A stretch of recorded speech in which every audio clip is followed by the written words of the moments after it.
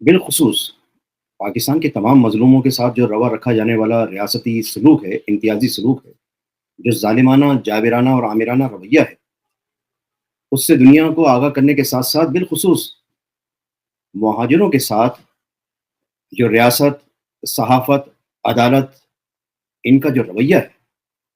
اس سے دنیا کو آگاہ کرنا کیوں ضروری ہے، یہ سمجھنے کی ضرورت ہے۔ دیکھیے، جب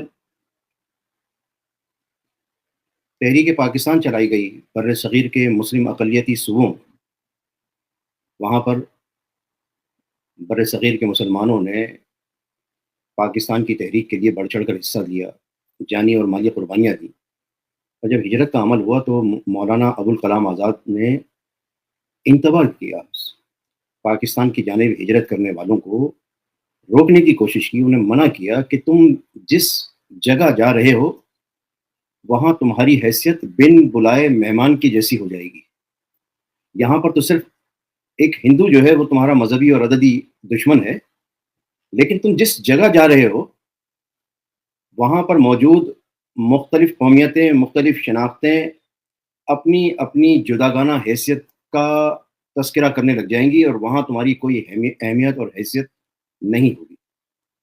اور ایسا ہی ہوا، ہم کہتے رہ گئے کہ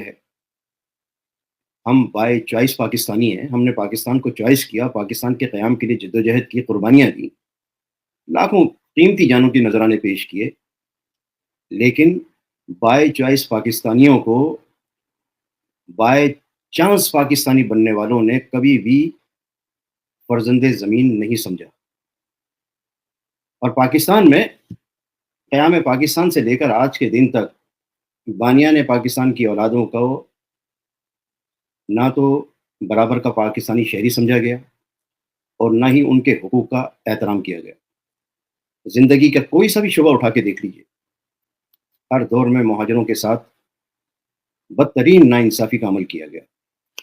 مہاجروں کا سیاسی، معاشی، تعلیمی اور جسمانی قتل عام کیا گیا۔ اب یہ جو مہاجروں کے ساتھ ریاستی ظلم و ستم کا سلسلہ چلا آ رہا ہے، خاص طور پر جب قائد تحریک جناب الطاف حسین بھائی نے بکھرے ہوئے مہاجروں کو ایک پلیٹ فارم پر جمع کیا اور پاکستان میں صحیح معنوں میں جمہوریت کے نفاذ کے لیے، جمہوریت کے قیام کے لیے اور ملک بھر کے مظلوم عوام کو فرسودہ جاگیردارانہ، وڈیرانہ اور سردارانہ نظام سے نجات دلانے کے لیے